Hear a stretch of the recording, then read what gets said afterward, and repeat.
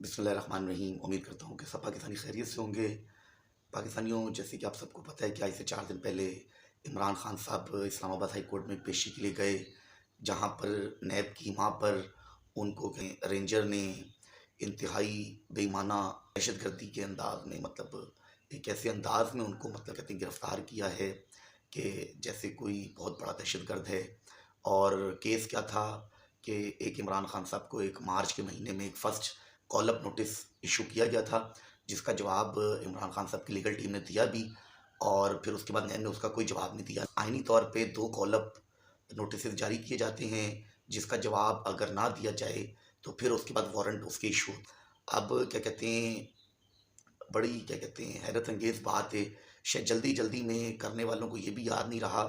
کہ 1 مئی سے انہوں نے ایک وارنٹ تو جاری کر دیا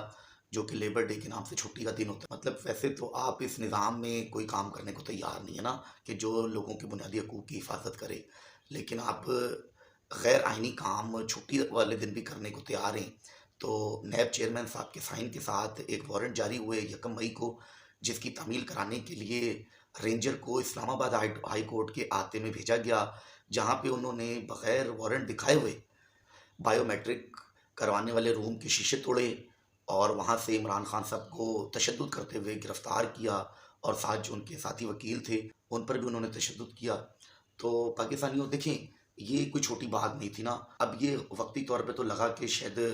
یہ گرفتاری ہوگی، سب کچھ ختم ہو جائے گا نا، کچھ بھی نہیں ہوگا، کیونکہ آئین اور قانون پہ تو عمل پہلے بھی نہیں ہو رہا۔ اسی ریت جو 75 سال سے ریت چل رہی ہے کہ آئین اور قانون پہ عمل نہیں ہو رہا، تو کیا ہوا کہ ایک گرفتاری تو یہ انہوں نے کر لی، لیکن آپ یہ دیکھیں کہ ایک تو سب سے پہلے یہ غیر قانونی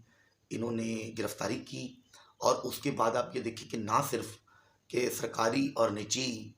املاک کا نقصان ہوا، بلکہ 60 سے زائد پاکستانی شہریوں کی جانیں بھی گئیں۔ اس غیر آئینی عمل کی وجہ سے اتنا بڑا نقصان ہوا ہے۔ اب دیکھنا یہ ہے کہ اس کا ذمہ دار کون ہوگا، آئین اور قانون کی روح سے اس کا ذمہ دار کون ہوگا۔ کیوں؟ سب سے پہلے چیئرمین نیب کی اماں پر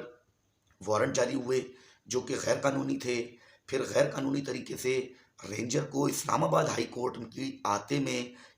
گرفتاری کے لیے بھیجا گیا، اور پھر اس کے بعد پنجاب اور کے پی کے جو کہ نگران حکومت اب اپنی آئینی مدت بھی پوری کر چکی ہے، انہوں نے جس طرح سے 2 دن پولیس کا دہشت گردانہ بے دریغ استعمال کیا، پولیس نے لوگوں کی نجی املاک کو نقصان پہنچایا، لوگوں پہ شیلنگ کی جو کہ پرامن احتجاج کرنے بیٹھے ہوئے تھے، پھر انہی لوگوں نے پرامن احتجاج کے اندر گلو بٹ جیسے لوگ شامل کیے، جنہوں نے نجی اور سرکاری املاک کا بے دریغ نقصان کیا نا۔ تو اب دیکھنا یہ ہے کہ اس کی ذمہ داری کون لے گا نا، چیئرمین نیب لے گا، یا گرفتار کروانے والے ادارے لیں گے، یا پھر چیف جسٹس آف اسلام آباد ہائی کورٹ، جس نے اسلام آباد ہائی کورٹ کے احاطے سے اس غیر قانونی گرفتاری کو قانونی بھی قرار دے دیا۔ تو پاکستانیوں، بات کرنے کا مقصد صرف یہ ہے کہ کسی غیر آئینی غلطی کی وجہ سے اتنا زیادہ ملک کا نقصان ہوا ہے، اس کا حساب دینا ہوگا کہ اس کے پیچھے کون سے عناصر تھے، ان کے مقاصد کیا تھے۔ ملک میں انارکی اور انتشار پھیلانے کی کوشش کی گئی، پرامن احتجاج کرنے والوں میں آپ لوگوں نے گلو بٹ ٹائپ لوگ چھوڑ کے جس طرح سے انارکی، انتشار اور نجی اور سرکاری املاک کا نقصان پہنچایا ہے، لیکن وہ املاک نجی ہوں یا سرکاری ہوں، وہ ہیں ہم عوام کی ہی۔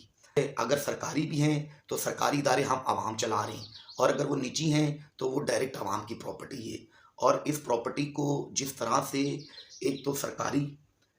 گلو بٹوں نے، اور ایک جو گلو بٹ آپ نے ہجوم میں داخل کر کے نقصان کیا ہے، اس کا حساب اور اس کا ذمہ دار کون ہوگا، یہ دیکھنا پڑے گا۔ اللہ ہم سب کی حفاظت کرے۔ ہم سب پاکستانی اپنے بنیادی حقوق کے لیے کھڑے ہو چکے ہیں، اور اب انشاءاللہ تعالی ہم اپنے بچوں کا فیصلہ خود کریں گے، اور ہمارے آنے والی نسلیں اپنے فیصلے آزادانہ طور پر اپنی مرضی سے اپنے بنیادی حقوق کو سامنے رکھتے ہوئے خود کریں گی انشاءاللہ۔ پاکستان زندہ باد۔